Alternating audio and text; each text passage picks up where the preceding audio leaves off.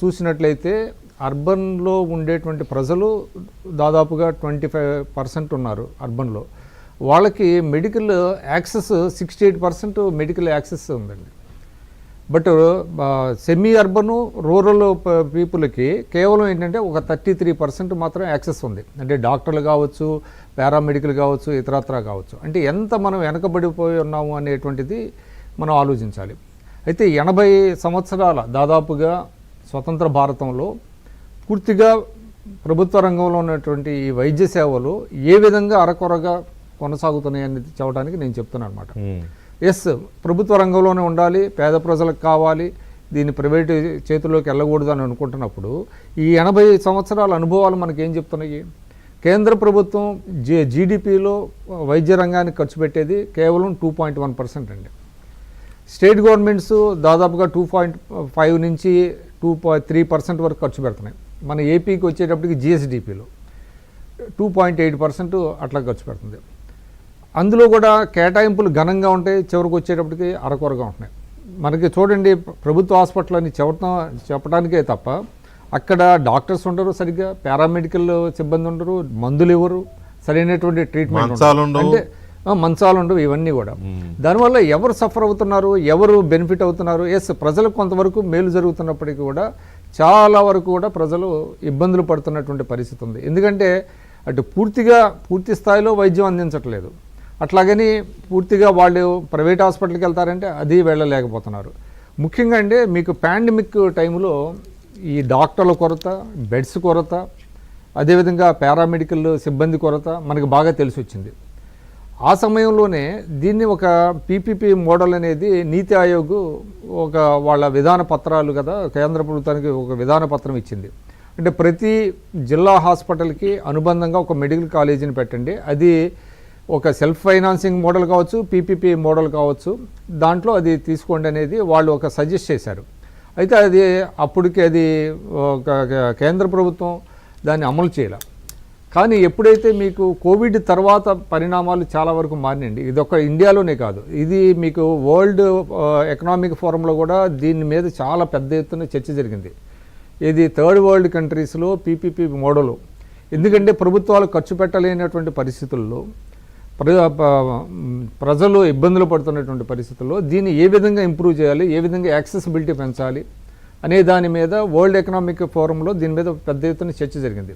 అయితే అంత మాత్రం చేత పూర్తిగా ప్రైవేట్ రంగానికి అప్పచెప్పటానికి కాకుండా వాళ్ళకి యాక్సెసిబిలిటీ పెంచడం కోసం, బెటర్ సర్వీసెస్ క్రియేట్ చేయడం కోసం ఒక ఆల్టర్నేటివ్ మెథడ్గా పీపీపీ, అంటే ప్రభుత్వ రంగం ఉంటానే పీపీపీ మోడల్ ఒకటి చేయాలి అనేటువంటిది ఒకటి ముందుకు వచ్చింది.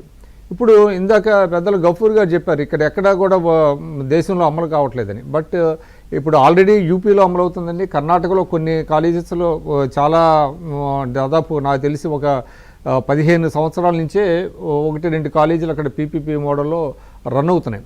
అయితే ఇది మంచిగా చెడు అనేది అదేంటంటే ప్రభుత్వ నియంత్రణ బట్టి ఉంటుంది. అది అంటే పూర్తిగా ప్రైవేటు రంగానికి అప్పచెప్పేసి మాకేం సంబంధం లేదని అనుకుంటే నష్టాలు జరుగుతాయి.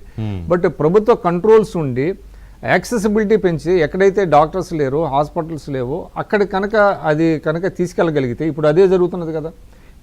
ఇప్పుడు వరకు మనకి రిమోట్ ఏరియాస్లో ఎక్కడ కూడా మెడికల్ కాలేజెస్ లేవు, అదేవిధంగా జిల్లా ఆసుపత్రులు లేవు. ఇవాళ ప్రతి పార్లమెంటు పరిధిలో ఒక జిల్లా హాస్పిటల్, దానికి అనుబంధంగా ఒక మెడికల్ కాలేజీ పెట్టాలనేటువంటిది ఒక ఆలోచన చేస్తున్నారు.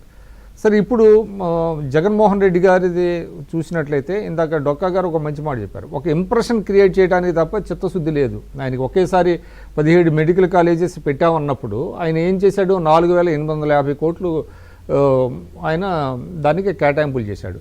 దాంట్లో గఫూర్ గారు చెప్పినట్లుగా కేంద్రం నుంచి వచ్చింది, కేటాయించాడు నిధులు. అదే 1,550 కోట్లు కూడా అదే అడిగింది. 1,550 కోట్లు కేంద్రం నుంచి వచ్చింది. ఆ డబ్బులు ఖర్చు పెట్టారు. బట్ మీకు 5 సంవత్సరాల ట్రాక్ రికార్డు చూస్తే హెల్త్లో మీకు చూసినట్లయితే నేషనల్ హెల్త్ మిషన్ కింద కేటాయించినటువంటి నిధుల్లో మ్యాచింగ్ గ్రాంట్ 40% స్టేట్ గవర్నమెంట్ ఇవ్వలేక దాదాపుగా 2,000 కోట్లు రాష్ట్రం నష్టపోయిందండి. అదేవిధంగా మీకు నాబార్డు నుంచి దాదాపుగా 980 కోట్లు తీసుకొచ్చి హెల్త్ సెక్టార్లో ఖర్చు పెడతామని చెప్పి కేవలం 70 కోట్లు మాత్రం ఖర్చు పెట్టాడు ఆయన. మిగతాదంతా వేరే దానికి తీసుకొచ్చాడు. అదేవిధంగా 15th ఫైనాన్స్ కమిషన్లో వాళ్ళు హెల్త్ సెక్టార్కి కేటాయించినటువంటి నిధులు ఉంటే అవి కూడా తీసుకెళ్ళి పక్కదారి పట్టించారు. అంటే నేను ఎందుకు చెప్తున్నా అంటే ఆయనకి నిజంగా హెల్త్ సెక్టార్ని ఇంప్రూవ్ చేయాలని అనుకుంటే, పేదలకి వైద్యం అందించాలని అనుకున్నప్పుడు ఈ విధంగా చేయకూడదు కదా. కేంద్ర ప్రాయోజిత పథకాలని దెబ్బతీశాడైనా, అదేవిధంగా రాష్ట్ర ప్రభుత్వం పెట్టే ఖర్చుల్ని తీసుకొచ్చాడైనా, అదేవిధంగా నాబార్డ్ నుంచి బారో చేసింది వేరే దానికి మళ్లించాడు. బట్ ఈ 17 కాలేజీలకి ఆయన ఏంటి, మీరు అన్నట్టుగా 5 కాలేజీలకి కొంతవరకు చేశారు. పోనీ దానికి టీచింగ్ స్టాఫ్, నాన్ టీచింగ్ స్టాఫ్ను కూడా రిక్రూట్ చేయాల, వేరే కాలేజీల నుంచి అక్కడ అడ్జస్ట్ చేశారు. అంటే ఇది కేవలం ఏంటంటే ఆయన ఒక ఇంప్రెషన్ క్రియేట్ చేయడానికి, నేనేదో చేస్తున్నాను చేయడానికి అది తలకెత్తుకున్నాడు. బట్ అందులో ఎక్కడా కూడా చిత్తశుద్ధి కనబడతల. సో అది దాన్ని ఇప్పుడు పెద్ద ఎత్తున రాజకీయం చేస్తున్నారు. ఇప్పుడు ఇంకోటి ఏంటంటే, ఈ పీపీపీ మోడల్ మీద కూడా చాలా పెద్ద ఎత్తున చర్చ జరుగుతుందండి. ఇది ఎంతవరకు is it a boon or bane అనేటువంటిది దాని మీద చర్చ జరుగుతుంది. దీంట్లో 2 రకాల వాదనలు ఉన్నాయి. ఇదేంటంటే, కొంతవరకు నష్టం జరిగినా చాలా వరకు కూడా పేద ప్రజలకి యాక్సెసిబిలిటీ లేని వాళ్ళకి యాక్సెసిబిలిటీ వస్తుంది, డాక్టర్స్ వస్తారు, బెటర్ ఫెసిలిటీస్ వస్తాయి అనేటువంటిది కూడా ఉన్నది. కాకపోతే ప్రొవైడెడ్ ప్రభుత్వం యొక్క నియంత్రణ ఎక్కువగా ఉండాల్సిన అవసరం ఉంది. అదేవిధంగా పర్యవేక్షణ ఉండాలి, కానీ ప్రతిదీ ప్రభుత్వం చేయాలంటే ఎక్కడ వద్దండి. అదే నేను చెప్పింది. అందుకనే 80 సంవత్సరాల మన అనుభవాల వెలుగులో మనం చూసినప్పుడు ఇది మంచా చెడు అనేటువంటి దాని మీద it is a debatable. But ఇప్పుడు ఉన్న ఇంకోటి కూడా నేను చెప్పదలుచుకున్నా, ఈ అంశాన్ని పూర్తిగా రాజకీయం చేస్తున్నటువంటి నేపథ్యంలో తెలుగుదేశం పార్టీ కూడా ప్రజల్ని ఎడ్యుకేట్ చేయాలి.